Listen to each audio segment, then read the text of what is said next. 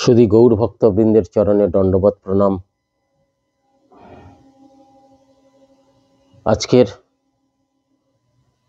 একটি বিষয়বস্তু নিয়ে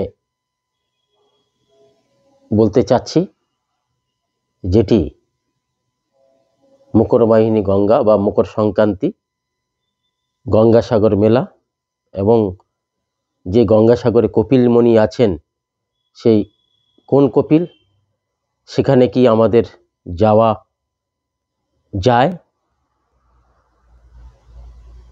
এই বিষয়ে ভাগবতে নবম স্কন্ধে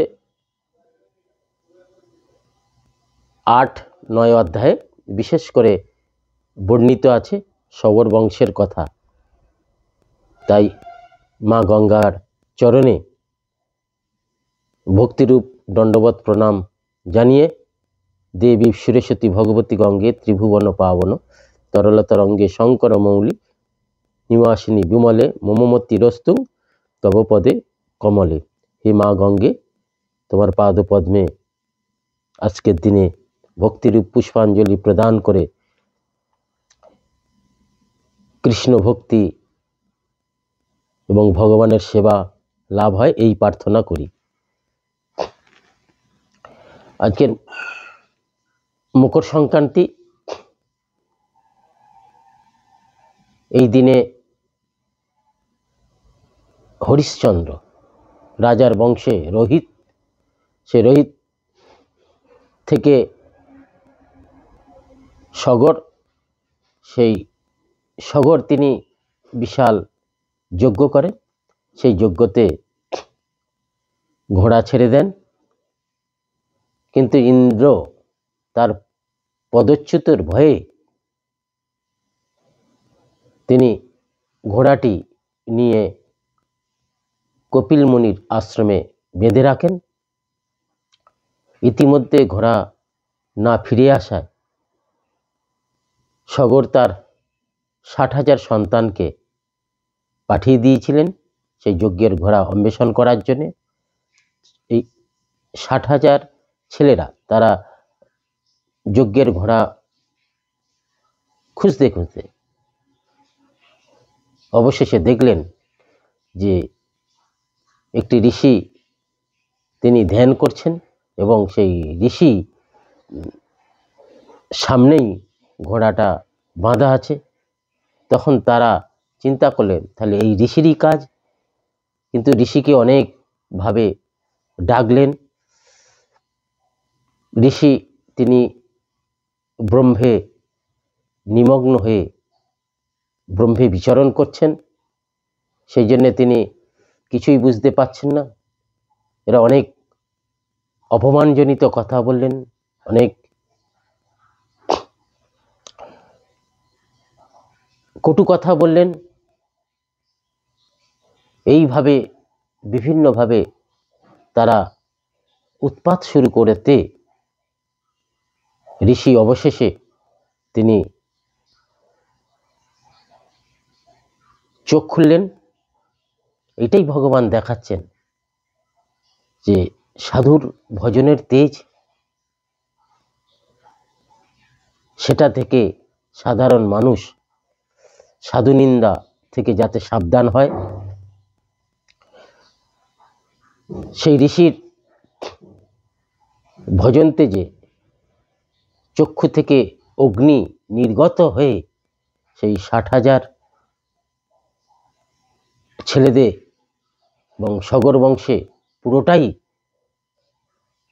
অগ্নির তেজে, কপিল মুনির যে অগ্নি তেজে তারা ভস্মীভূত হয়ে যায়। এই খবর এসে পৌঁছালেন সগর রাজার কাছে। সগর রাজা ছুটে গিয়ে কপিল মুনিকে অনেক অনুনয় বিনয় করলেন, কিন্তু কোনোতে কিছু হলো না। তার পুত্রকেও বললেন, পুত্রও কিছু করতে পারলেন না। তার পৌত্র, সেই পৌত্র যে অংশুমানকে রাজ্যভার দিলেন। অংশুমানও সমস্ত ঘটনা শুনে কপিল মুনির কাছে গিয়ে প্রার্থনা করলেন, কিন্তু কোনোতে কিছু হলো না।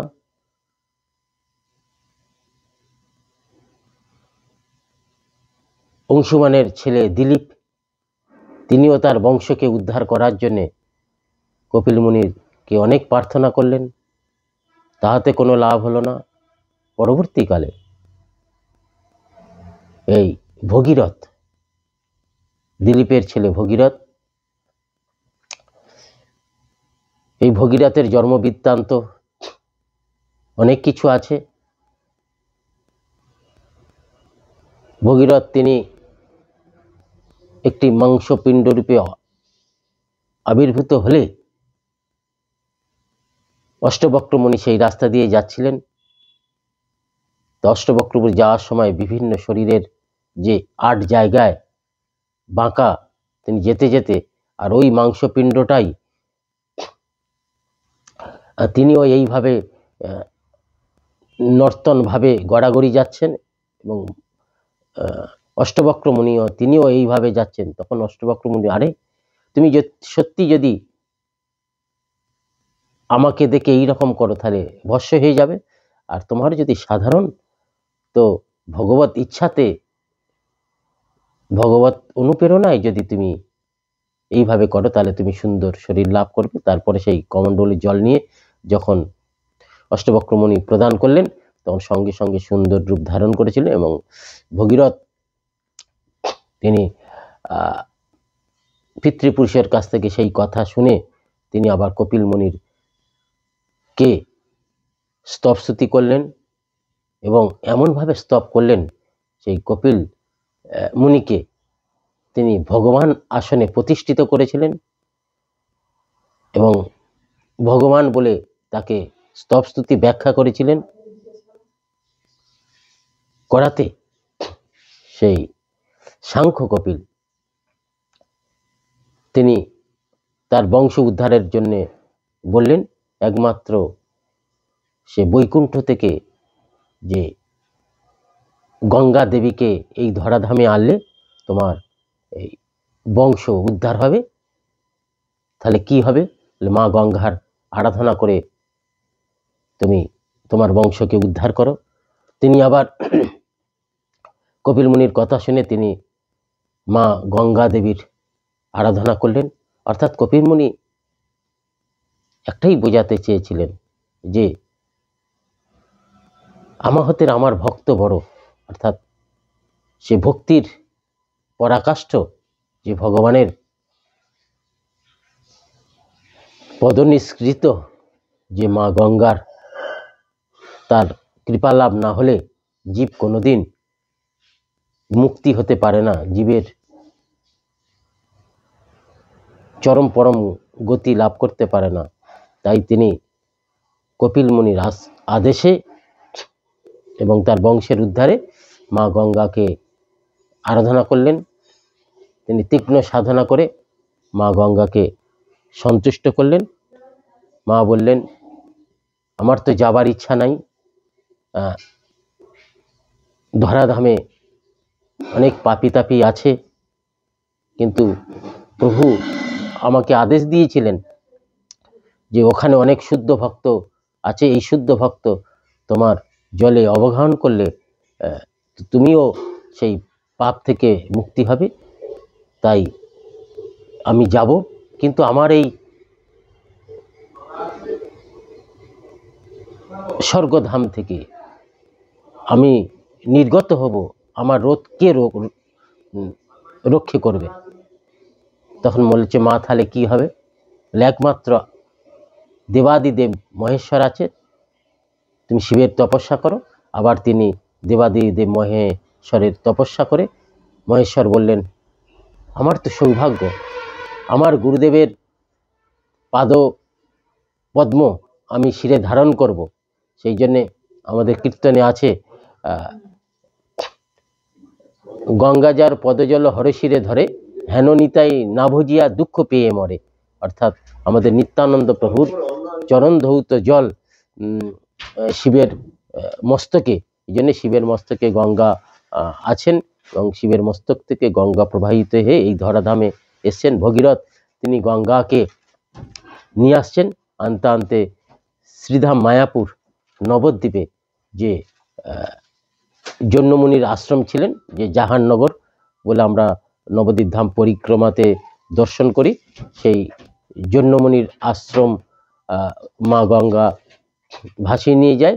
তখন ওখানে পান করে নিয়েছিলেন জন্য মুনি। তখন আবার ভগীরথ ঋষিকে আবার স্তবস্তুতি করে খুশি করে ঋষিকে বলেন, গুরুদেব কৃপা করুন, আমার বংশকে উদ্ধার করতে হবে। তখন মা গঙ্গা তিনি করলেন, বলে আমি মহাপ্রভুর জন্মস্থান দর্শন করে যাব। মহাপ্রভুর জন্মস্থান দর্শন করে এই কালীঘাট এই রাস্তা দিয়ে হয়ে বারাইপুর হয়ে রায়দিঘি যে চক্রতীর্থ, ওখান থেকে মা গঙ্গা শতমুখী হয়ে এই গঙ্গাসাগরে প্রবেশ করেছিলেন এবং ভগীরথের যে বংশ তিনি উদ্ধার করেছিলেন।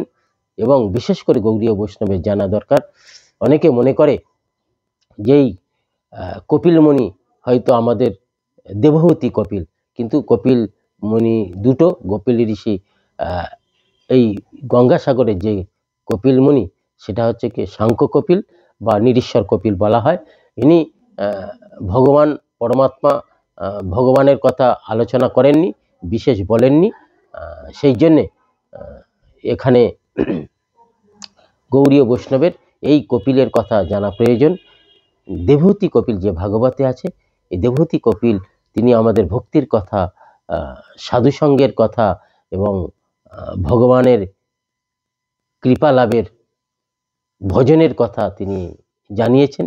তিনি ভগবানের অবতার এই দেবহূতি কপিল, কিন্তু গঙ্গাসাগরের কপিল ইনি ভগবানের অবতার নয়, ইনি সাংখ্য কপিল।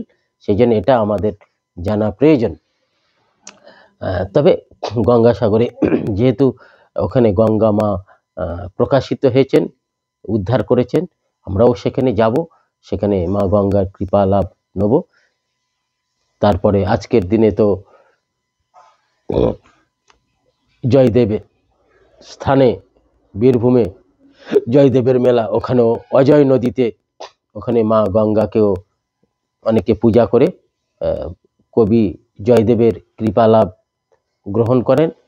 এবং বিভিন্ন স্থানে যেখানে যেখানে মা গঙ্গা প্রবাহিত হয়ে এসেছিলেন, সেই স্থানে আজকের দিনে এই সাংসারিক জীব তারাও, যাদের মধ্যে গঙ্গার কৃপা লাভ করার ইচ্ছা, তারাও আজকের দিনে গিয়ে গঙ্গা পূজা করে গঙ্গাতে স্নান করে তাদের জীবন সার্থক করে, সমস্ত পাপ থেকে মুক্তি লাভ করেন এবং আর মা গঙ্গাকে খুশি করে ভক্তি লাভ করেন।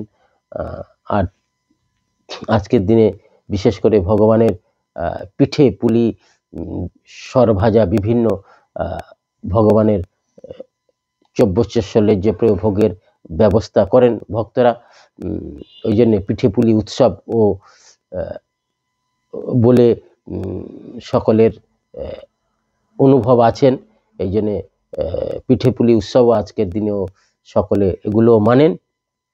এইভাবে যদি আমরা ভাগবতের বিষয়বস্তুগুলো, প্রভুপাদের বিবৃতি, প্রভুপাদের যে সুসিদ্ধান্তের কথা আমরা যদি জানি, তাহলে খুব অতি তাড়াতাড়ি মহাজনের কৃপা লাভ করে আমরা ভক্তি ও ভগবানের চরণ সেবা লাভ করতে পারবো, আমাদের মনুষ্য জীবন ধন্য করতে পারবো। বাঞ্ছা কল্পতরুভ্যশ্চ কৃপা সিন্ধু ভয়েব চ পতিতানাং পাবনেভ্যো বৈষ্ণবেভ্যো।